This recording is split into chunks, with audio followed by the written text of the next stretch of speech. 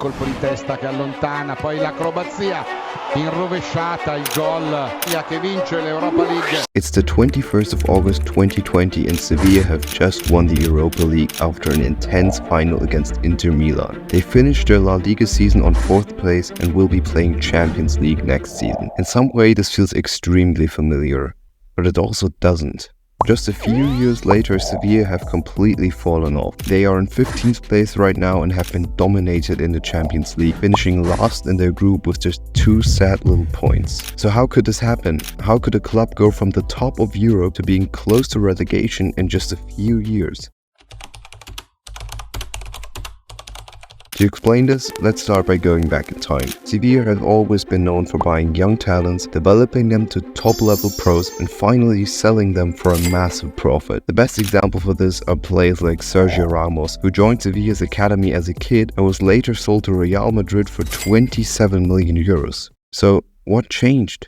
Sevilla's squad has lost 225 million euros in value, now only being worth 193 million euros, which puts them at just 10th place in La Liga. So why is this? They completely stopped what worked for them so well. They have bought Papu Gomez, Marcus Acuna, Ivan Rakitic, Asuso, Thomas Delaney, Ludwig Augustinsson, Jesus Corona and Eric Lamela in the course of just 2 seasons, which has cost Sevilla a combined 60 million euros in transfer fees. And while these aren't bad players, they're old. Their average age sits at just 29 years, and we all know that older players also earn higher wages, which has cost the club even more money. This change in transfer strategy has cost the club a loss of 60 million euros since 2019. The result is one of the oldest squads in La Liga that also just doesn't perform well on the pitch.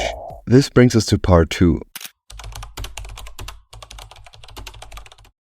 Why is Sevilla playing so poorly? One big reason is their defensive instability, which led to them conceding 37 goals in just 25 games this season.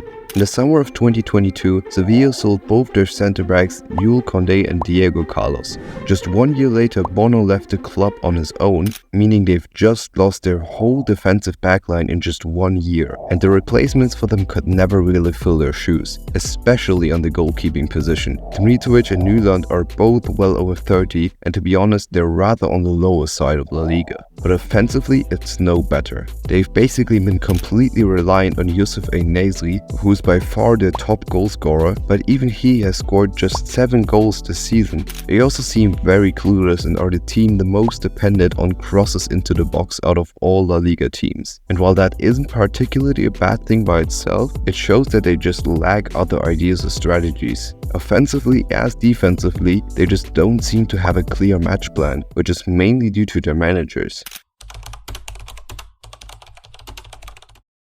From October 2022 to February 2024, they have had 4 different managers, meaning one on average lasted just about 4 months. Now this explains why the team looks so clueless on the pitch. They're simply confused in a way, since all these coaches have had different strategies. They had to switch between possession-based play and more high-pressing and aggressive play styles a lot. And the fact that their team was restructured and weakened by poor transfers of course only makes this worse. It just kind of feels like Sevilla's executives don't have a clear solution to this problem. They just keep on hiring new managers instead. And it's very well known that there has been a lot of fighting between the club owners and investors. But I'm not gonna dive too deep into that because trust me, it's insanely complicated and would make this video a 3-hour movie.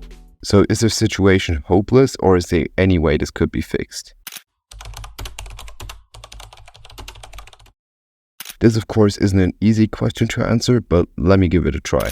I personally think they should go back to their roots. Sevilla have always had great defensive capabilities, and while this is easier said than done, there might be a way to regain that. By focusing more on young talents, they could build up a new era for the club and also fix a lot of their financial problems. Also, a change in club leadership would definitely benefit them as well. But these are just my ideas. What do you think Sevilla need right now? If you liked the video, consider liking and subscribing to support the channel, and I'll see you in the next one.